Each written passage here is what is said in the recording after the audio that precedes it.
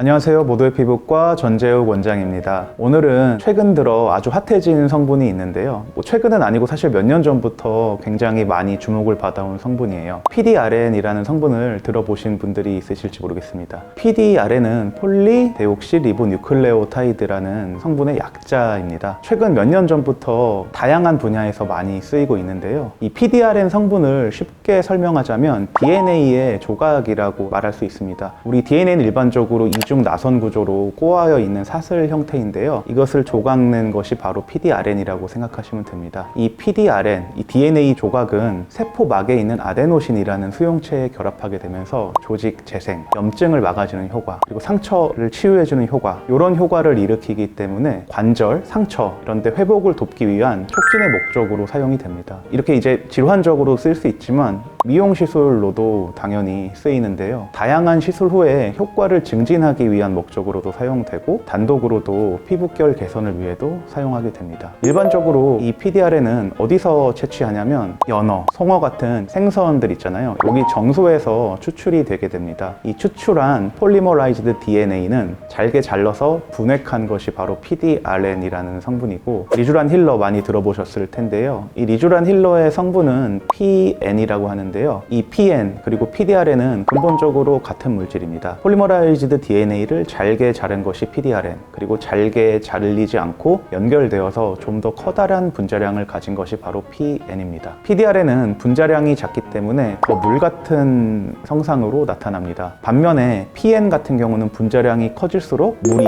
겔 형태로 바뀌게 되는데요. 그래서 우리 리쥬란 힐러 주사액을 해보면은 이렇게 젤같이 나오게 됩니다. 이유는 분자량이 크기 때문인 것이고요. 그래서 이 PDRN과 PN의 분자량 차이, 그리고 한쪽은 물 같고 한쪽은 젤 같기 때문에 서로 좀 다른 목적으로도 사용이 가능한데요. PDRN은 주로 피부 재생이나 흉터, 탈모 치료 등 좀 더 사용이 쉽기 때문에 광범위한 사용이 가능하고, 반면에 PN은 겔처럼 피부 내에서 분해가 천천히 이루어지게 됩니다. 물에 비해서는 겔이 아무래도 피부에 오래 남아있게 되겠죠. 그래서 이렇게 오래 머물면서 보습이나 탄력, 잔주름 개선 등의 효과를 나타내게 됩니다. 결국 PDRN과 PN은 근본적으로 같은 물질이고 점도와 지속 기간의 차이만 보이기 때문에 PDRN과 PN 중 무엇이 좋느냐라고 물어보신다면 뭐가 특별히 더 좋다고 할 수는 없고, 이런 성상 그리고 지속 기간의 차이를 보인다, 이렇게 말씀드릴 수 있겠습니다. 그래서 PDRN과 이 PN 둘 다 크림이나 마스크팩과 같이 화장품으로도 많이 이용이 되고 있는데요. 말씀드렸다시피 잔주름이나 보습, 탄력에 효과가 좋기 때문에 기능성 화장품으로 많이 사용되는 원료입니다. 중요한 건 아무리 좋은 성분이 포함되어 있다고 해도 피부 내로 침투하지 못하면 소용이 없겠죠. 이런 유형 성분들이 피부 내로 침투할 수 있는 침투율이 이런 화장품의 효과를 결정하는 데 중요합니다. 화장품에 관심이 있으신 분들은 300달톤의 법칙이라는 말을 들어보셨을 텐데요. 이 300달톤의 법칙은 분자의 크기가 300달톤 이하여야 피부 내로 적절하게 자연스럽게 흡수될 수 있다는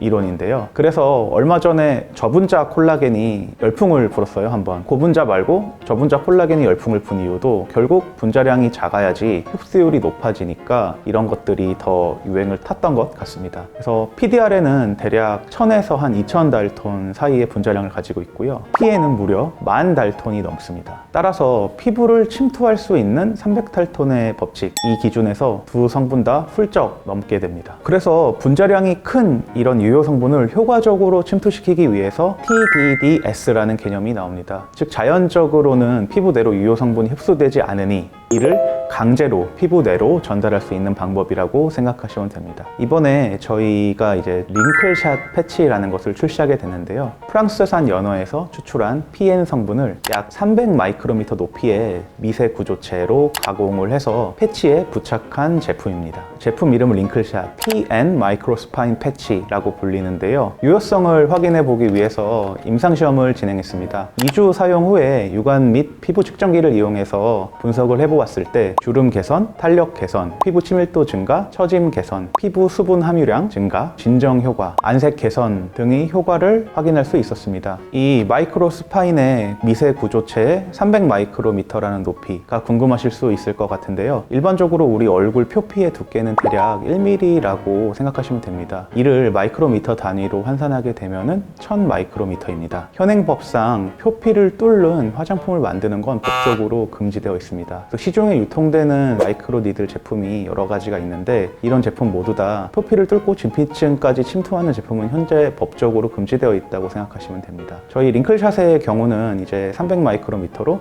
표피를 뚫지는 못하지만 끝이 뾰족한 마이크로 스파인 구조체가 표피 내에 박히면서 표피 내로 꾸준히 유효 성분이 유리가 되게 됩니다. 시간이 지나면서 이 구조체는 점점점 녹아서 피부 내로 흡수가 되게 되고요. 그래서 여기까지 들으셨으면 링클샷을 어디에 사용했을 때 가장 효과적일지 감이 오시는 분들도 있을 것 같습니다. 얼굴에서 가장 피부가 얇은 부위에 링클샷을 사용했을 때 유효 성분 침투가 최대가 되고 가장 효과적인 부위가 될 수 있습니다. 얼굴에서 가장 피부가 얇은 부위는 바로 눈 밑입니다. 따라서 다크서클이 심하신 분들 혹은 눈밑 잔주름이 걱정이신 분들이나 눈밑이 건조하신 분들이 사용하게 될 경우 눈밑이 조금 밝아지고 잔주름이 좀 개선되는 효과를 얻을 수 있을 것 같습니다. 사용 방법으로는 한 달 프로그램을 가장 권장드리는데요. 일주일에 링클샷을 2회를 사용하게 되고 총 4주간 8패치를 사용하는 방식으로 사용하시면 됩니다. 눈 밑뿐만 아니라 입가 주름 그리고 팔자 주름 이렇게 주름이 있고 개선하고 싶으신 부위 어디나 사용하시면 되고 미세 돌기가 피부에 잘 부착될 수 있게 붙이고 나서 조금 꾹꾹 눌러서 밀착이 잘 되도록 하시는 것을 권유드립니다. 유효 성분이 흡수되도록 약 2시간 이상 부착하는 것을 가장 권유드립니다.